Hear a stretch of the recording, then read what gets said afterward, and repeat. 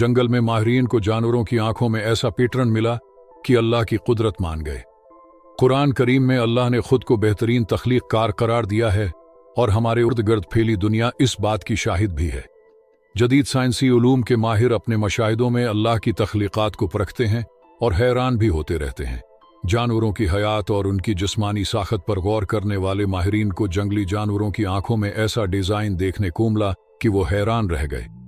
कुदरत ने ऐसे उन्हें बनाया है कि वाज़ेह हो जाता है ये सब बगैर किसी मंसूबा बंदी के वजूद में नहीं आया।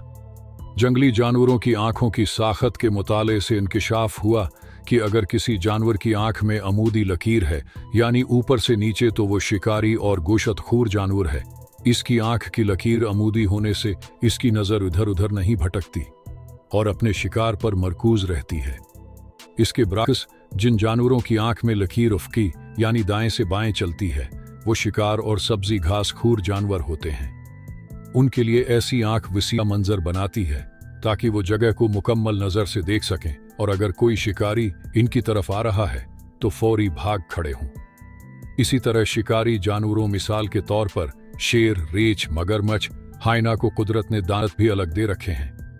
उनके दांत नोकीले और बड़े होते हैं ताकि बासानी अपने शिकार की जिस्म में गड़ जाएं और गोशत के लौथड़े जिस्म से जदा कर दें।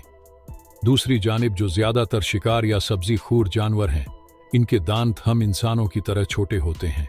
ये इतनी कामिल मंसूबा बंदी वाली मखलूक खुद कैसे वजूद में आ सकती है।